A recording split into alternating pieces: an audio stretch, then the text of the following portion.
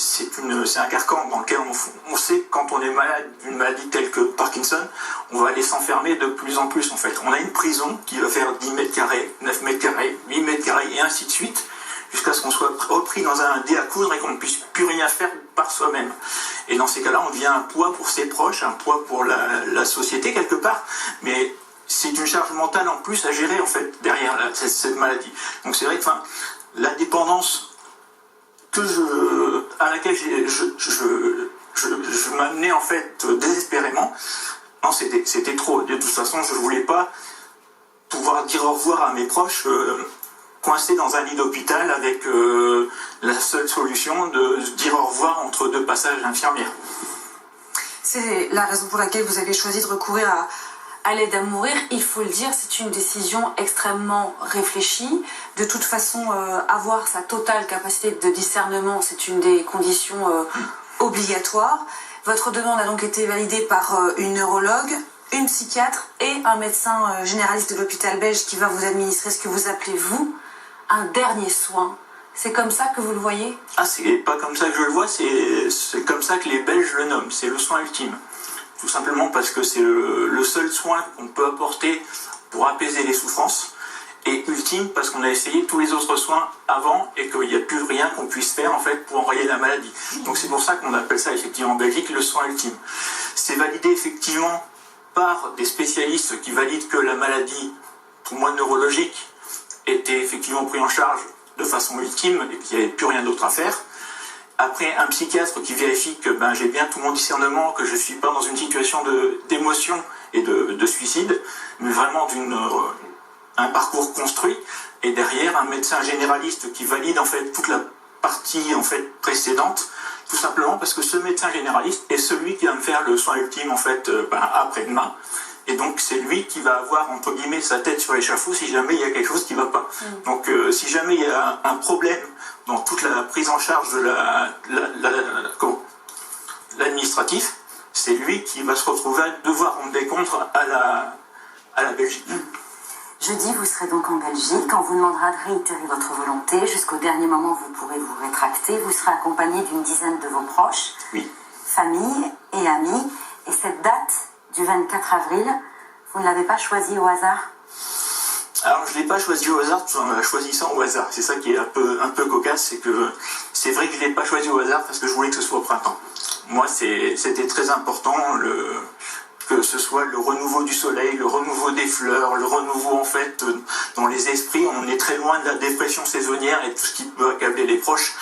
Et je voulais qu'on soit vraiment dans cette renaissance du vivant. Vraiment que le deuil soit déjà conforté par la reprise de la vie qui entoure.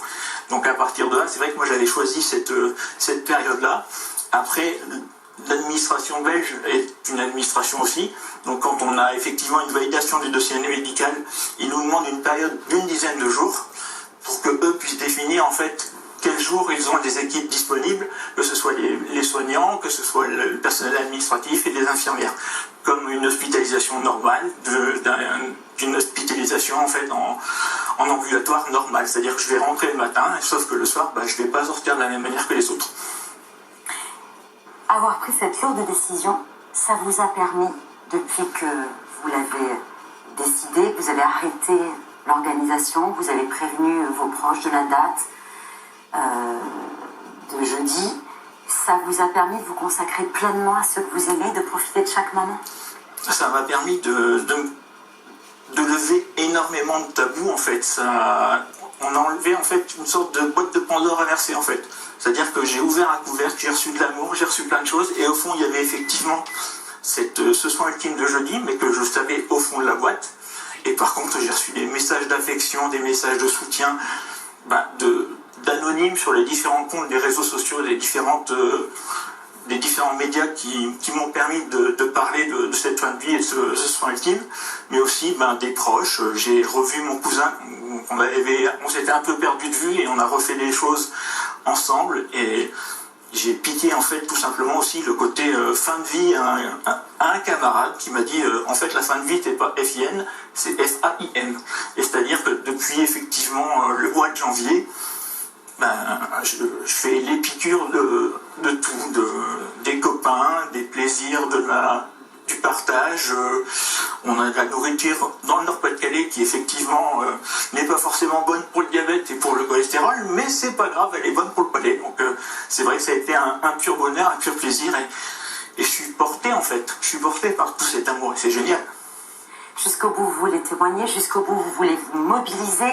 Vous avez participé il y a 2 semaines encore à la course solidaire Paris-Roubaix. Vous emportez fièrement le t-shirt pour soutenir la recherche, sensibiliser contre cette maladie. On appelle d'ailleurs les téléspectateurs de C'est à vous à faire un don s'ils le souhaitent à France Parkinson. L'adresse s'affiche en bas de l'écran. Pierre, vous portez un papillon. Oui. Il faut nous expliquer. Tout simplement, pour conclure. Dans la première interview que j'ai donnée à La Voix du Nord, on m'a demandé si j'avais peur de l'après. Cet après que beaucoup appréhendent, et moi c'est vrai que je l'appréhendais pas vraiment, étant donné que j'ai construit cette fin de vie. Donc à partir de là, j'ai dit dans un paix de l'esprit, comme disait un peu Victor Hugo, que je serais peut-être un papillon bleu autour de l'arbre qui allait se planter au coin de ma rue parce qu'elle était en travaux. Donc c'est vrai que le papillon bleu, c'est devenu un peu le symbole pour mes proches de ma vie, en fait. Quelque part, c'est ce qu'ils vont porter, en fait, lors de la cérémonie. Et mon ami vous en a fait toute une ribambelle. Donc, si vous le souhaitez le porter jeudi, en fait, je serai vivant parmi vous. Et si vous le souhaitez le porter après, je serai vivant aussi après parmi vous. C'est aussi simple que ça. Merci de me confier